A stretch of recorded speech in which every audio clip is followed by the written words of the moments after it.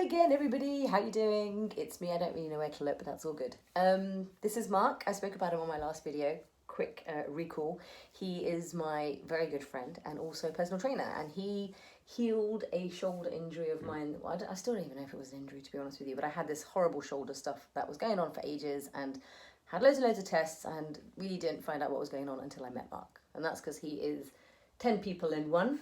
He is a PT and a physiotherapist and an osteopath and a myofascial release and a Wikipedia and a Google.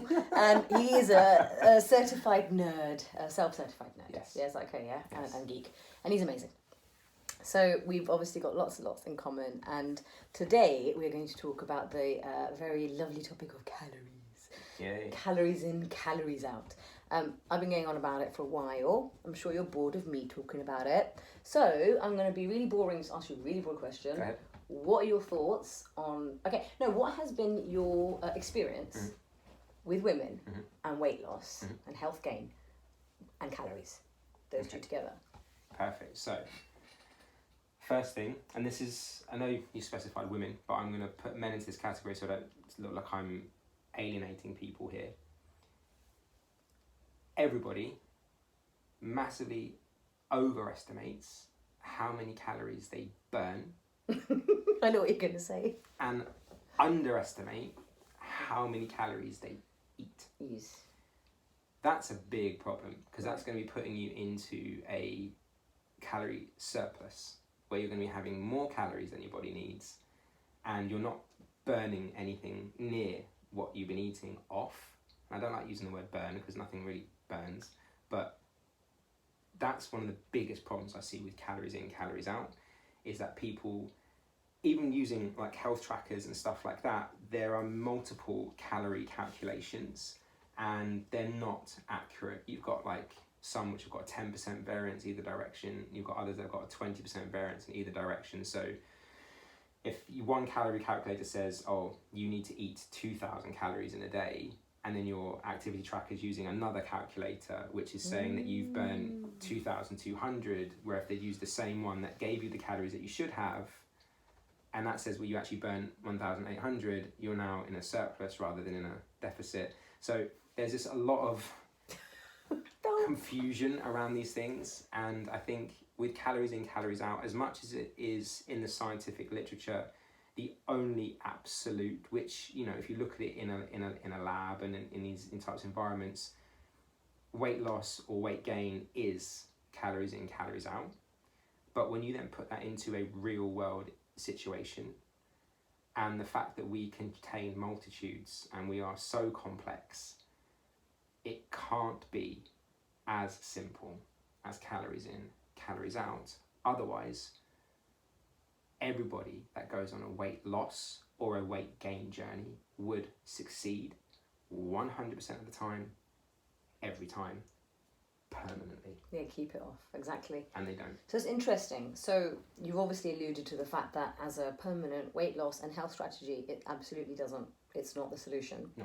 But what was interesting is that even if it were the solution, just the sheer way that we actually track it is possibly incorrect anyway. So even if it were to be the Bible on how you lose weight permanently, the tracking is there's too many errors. Yeah, 100%. 100%. Wow. Yeah. So why do you think this CICO, calories in, calories out theory has hung around for so long? Again, because it's in the literature, it is scientifically viable, should I say. So it's a legitimate thing. It's the only thing in that nutritional space which can be tested and tested and tested, and the result will be the same. Calories in, calories out in a trial model will either create weight loss or weight gain, whichever one you want to go. So that's why it's hung around for so long. Plus it's a really cool acronym, right? It's very easy to remember. Calories in, calories out. Like, it's quite simple to think about, oh, if I move more and eat less, therefore I will lose. It's certainly easy to market, isn't it? Right. And that's what a lot of this all comes down to, is how can we market something to a populace and make them go, me, I want. That's the way it's going to work, because people want what the vision in their head that they have of themselves as to who they want to be. If I'm going to sell a product which says I can give you that, and it's only going to cost you £30 and 2 pills a day, or whatever, well, you're going to buy it, aren't you? Because I'm giving you the steps towards the perceived version of you that you want. Where if we really don't look at it as a pill will fix things and look at it more as a case of, okay, it's the identity more than anything that's the most important part of that, which is who you identify with, how you see yourself, not who you want to be, but who you actually are. That is what's going to keep you either in the bubble that you're in or take you to the place where you want to be. Because if you identify with, I've always been the fat one, I've always been overweight, I've always been skinny, well, that's a subconscious anchor right there. And instantly, whether you are doing calories in, calories out, you are just going to be the snake eating its tail. And you're just going to go round. So you're saying round, that, as you know, as per usual, we should be getting to the root cause of everything, Of especially everything. our thoughts and our kind of preconceived beliefs. So we were talking just before about, you were saying something about calorie dense versus nutrient dense. Yes. We'll expand on that a bit. Okay, so if we look at protein as an example, well, if we look at any macronutrient, there's not really any food out there which is void or missing a specific macronutrient. Everything has some protein, some Apart fats. from pure fats. Yeah. Pure fats and pure sugars, obviously, like sugar. Yeah, sorry. Yeah. Sorry. That's right. No. I could be a geek too, man. Got to You geek know it what I'm out. saying? Got to geek it out. So they will all have some protein, some fat, or some carb, and then obviously the one that it's higher in is the category that it sits in. Right. So when it comes to nutrient dense and calorie dense, if we look at protein, and I say, right, yes, you can get an amount of protein from chickpeas, and you can get protein from steak. How much steak would I have to eat comparative to the chickpea to get the same amount of protein? Well, I don't specifically know the weight of the chickpea that you'd need to eat to get the quantity of 20 grams, but for 20 grams of protein from a steak, probably looking at a cooked steak around about 70, 100 grams. You're probably going to need double that, if not more, of chickpeas to get the same level. Now, eating that amount of chickpeas, yes, it's going to have a lot of nutrient density to it, but it's also going to be really calorie dense because of how much you're going to have to eat. Where the steak is a very small amount. If we then look at it in a different perspective, if I've got 2 cups in front of me and I put cucumbers all the way to the top in one cup and raisins all the way up to the top of the cup in the other, the raisins are incredibly calorie dense. Even though the volume is the same, the raisins have got more calories than the cucumber. So eating a cup of raisins or a cup of cucumbers is going to give you 2 completely different calorie values and nutrient values. Nutrients. Yeah. So you're also a little bit talking about bioavailability, Yes. which is why the calorie thing for me, I'm just so over it, because it really is not talking about food as food. And you made some good comparisons there about how certain foods, plant foods might be better for certain things, and you know, animal foods might be better for certain things as well, and that's just something that the calorie argument completely debunks. Of course. But have you seen it working in real case scenarios? So like when you see your female clients, for example, I know that you want to talk about men as well, but sorry. No, females is fine. Is there anything, you know, that again you would advise being female specific around calories, especially maybe around their periods and whatnot? Yeah, so obviously luteal phases are going to... Whoa, luteal phase. See, geek man, seriously. Okay, so phases of ovulation Which one? Ooh. are going to create hormonal changes. Yeah. Those hormonal changes are going to create reactions in the body which are going to favour certain types of energy requirements over others. I'm trying to keep this as simple as possible. You're doing amazing. So even for my brain, I'm getting you. So at some stages of the phase, you might need more readily available energy, which would be of a glucose source. Yeah, I've read about this recently. I'm not there yet. I've got quite a lot of learning to do around the female cycle and particular parts of the cycle that should have more kind of carbohydrates, more proteins, more fats. Yeah. So that is where you could use calories quite helpfully, I guess. Oh, 100%. Helpfully, is that Helpfully, 100%. And it's the same with training as well. So you would do different types of training across the different phases of your menstrual cycle, because some parts are going to impact recovery quite badly, where you're not going to have the necessary kind of hormonal kind of signaling going on and the shuttling of all the right nutrients into the right places to recover from a certain type of training, where in other phases of the menstrual cycle you will. So it's about understanding, and this is where it's harder for women, when you've got this situation happening every month at the same times, roughly, going through these phases, you do have to change the training. You do have to look more at nutrition. You do need to focus on the sleep and recovery side of things, because the body's going through a massive, I don't like using the word shedding, but you know what I mean. Like it's. Well, it isn't in a way, and that's absolutely fine to use that word. Well, for me, I guess, but.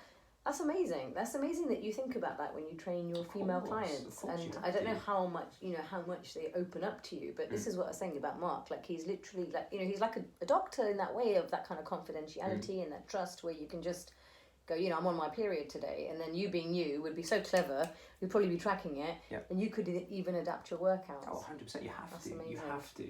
And you start noticing it with clients, because you get to know them. And so when a female comes in, she wouldn't even necessarily have to say something to me, like, because a lot of the female clients that I've trained, I'll see it in their face. Yeah, you're very intuitive, and you're into energy. And I'll see it in their eyes. Yeah. They just look a lot more jaded than normal. Drained. The skin colour's different, or they might have outbreaks of different skin reactions, where there might be some kind of like rash or a spot or something like that, or the hair texture might change. So where the hair would normally be very beautifully kind of bountiful and fluffy and volumey, it might be a little bit more. Do that again? Face. Oh. It might be a little bit more kind of dead and less life to it. Wow. So it's just paying attention to these kind of little kind of synchronicities that happen, and you get to know your clients, so you get to know whether it's. Do you tell your women to look out for that kind of stuff? 100%. It's all about education. It is. All about education. When you're coaching especially people, for geeks like us. Yeah, 100%. Because no one's the same. Yeah. Everybody's different.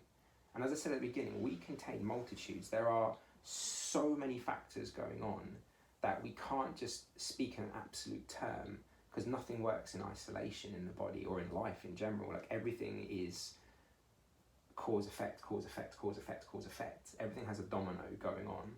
And if somebody comes to you and they've got a specific problem, well, that's the symptom, not the reason. And so you have to treat the system and understand that there's the hip bone connects to the thigh bone kind of thing going on. You have to understand that a pain in the right shoulder could be coming from the left hip because of the oblique sling. It could be so many different factors. To treat somebody just as one thing, you're doing them a huge disservice. Like, a huge disservice. You're not helping them. All you're doing is you're taking them on because you need the money. You want to help in good service, but you also want the money. But then at the same time, you need to get a result, because that's what you're going to put your testimonial up online and blah, blah, blah, blah. Like, doesn't work well in that way. People won't stay for that long. And with my clients, I want them to leave me eventually, because that's the whole point. Absolutely, right? And I want to be able to check in with them in a year or 2 years' time and be like, how are you? And everything I've taught has stuck. But then they've adapted it for themselves. And then they might have taught some other people about how good it worked for them. But ultimately, they've managed to stay, or at least progress from where we were, and not reverted back to where they were before. Because that would mean I failed. Yeah. So it's important to treat everybody as an individual and take in everything that they are. And I know we've veered very much off calories in, calories out, but that is why just calories in, calories out doesn't work. It's very easy. Of course. It really is. Like, when you're talking, I was thinking back to my Weight Watcher days, and I hate processed food. I just didn't grow up on that kind of microwave oven culture.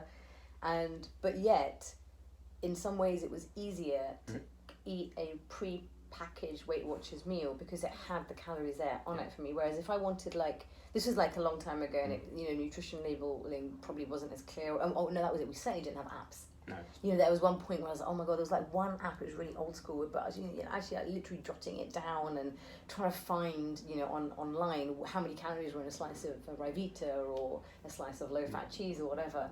And it was harder to make a low-fat tuna sandwich from scratch, just trying to figure out all the calories, then just going to buy one from Boots where it would say the number of calories on it. You know, like it's insane. It's insane. Real food doesn't obviously come with nutrition labels on it, and it's got one another ingredient. reason. So on my my no BS slimming method, holistic slimming method, I keep on forgetting that word.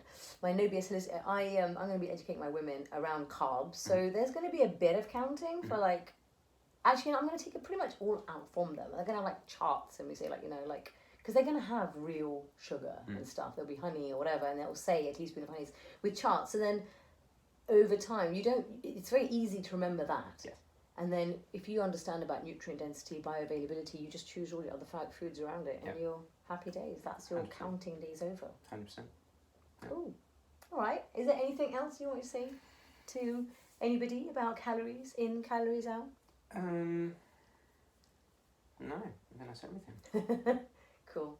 Thank you very much. Thank you, and thank you guys. See you then. Bye.